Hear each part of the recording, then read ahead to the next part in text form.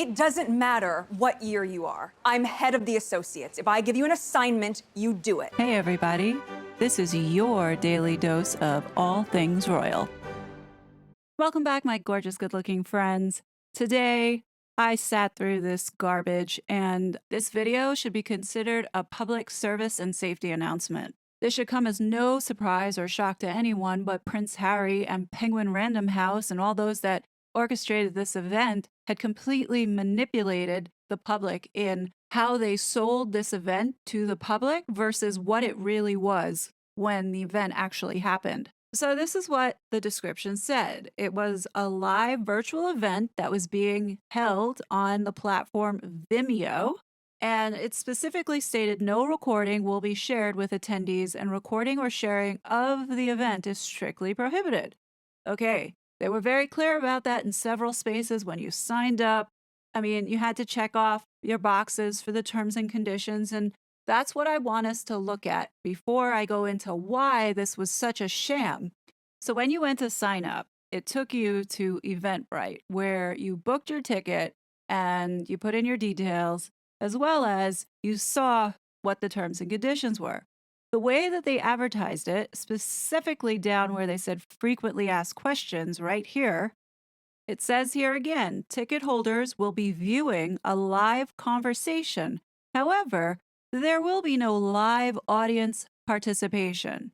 Chat will be disabled, and any question pre submitted and chosen to be asked live will be read by the moderator. As someone who is educated, as I read this, I understand this to be that a live conversation is a conversation that's happening in the same time frame that you're in, not the future, not the past, the present. I think for the most part, a lot of us can agree on that. And the whole point of having a moderator is to handle in the present the audience participation or questions that had been submitted. So when this all started, this is what came up on our screen. You saw a Zoom in the right-hand corner and you saw the live button at the corner. Everybody's thinking that this conversation is happening in the moment because it's a live conversation, and that's what happens when you have a live conversation. It is currently the present, not the future, not the past. So within the first 2 minutes of watching this, I immediately know that this is not a live conversation. It's a live as opposed to, yes, they're streaming this at the moment, but the actual conversation was pre recorded. The only way that they could have delivered this in the manner that they did by using this link and using the platform Vimeo, and then as you can see in the right hand corner, it says Zoom, is by using Vimeo's Zoom integration.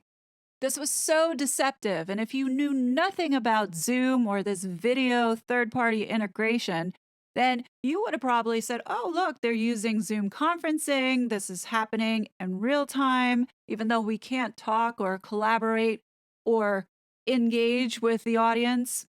But for those that understand collaboration tools and understands how all of these things integrate together, then you would understand that Vimeo and the use of the integration with Zoom is really just to host videos that have been pre-recorded. So for instance, let's say you're doing a training and you may have done it once in a live setting in real time, but then had it recorded. So meaning it would be used for later on for, let's say, future classes. Instead of having people congregate together at a certain time, you would give them a special link that they would have access to securely, and only they could access the database or the folder that has the video in it. This is what exactly happened with this. So even if you didn't understand anything that I said just now, understand this. The production quality of this live stream was too high quality for it to be over Zoom. The switching back and forth with the camera angles, the lighting was too high quality for Zoom. So yes, this was a pre-recorded video in which they sold it to the public as it being a live video. I think that the public is entitled to a refund, being that we were sold a bill of goods that was not true. Technically, this was a breach in terms and conditions because we did not get what we were promised, which was a live conversation. So everything that you checked off in the terms and conditions is now null and void, which includes any type of sharing or recording this content.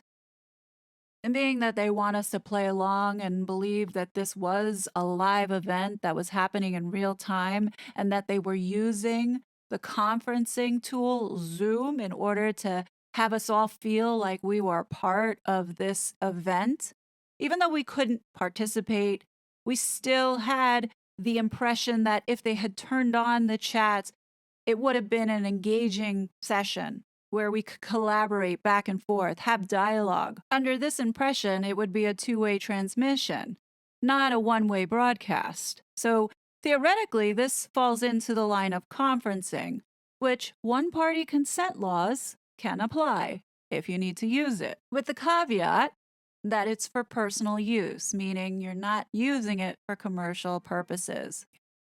So, for those that don't know what one party consent is, in the United States, we have wiretapping laws, and each state is different. Some have a requirement to have two-party consent, while some states have one-party consent.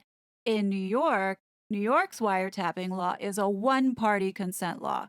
New York actually makes it a crime to record or eavesdrop in a telephone conversation or conference unless one party to the conversation consents, in which this case, if let's say I were to use this practice, I would be the one to say, yes, I consent to allowing any type of recording of the conversation, which if this is supposed to be a live conversation, then technically I have that right because this law does supersede whatever terms and conditions that they have. And even if they would challenge this, they really can't because they didn't even deliver on what they promised. So either way, I don't know what to tell you. I think a lot of people should be making noise about this. I personally would like my money back because once again, he lied. And this whole thing was manipulated, controlled, and staged. It's not what I signed up for. I am going to be breaking down this intimate live conversation. So in this allegedly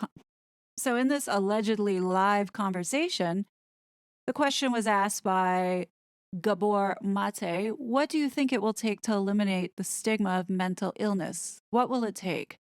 Harry replies, more conversation, more and more conversation. So in my next video, I'm going to talk about everything that was raised and discussed in this live conversation so we can have a conversation about it. You don't want to miss it. So please make sure that you're subscribed and that you have the notification bell on. The fun is just getting started. So get ready. Anyhow, leave your comments and thoughts below. As always, I will be back soon with more content. But until then, please be safe and I'll talk to you later. Bye. I was such a fraud.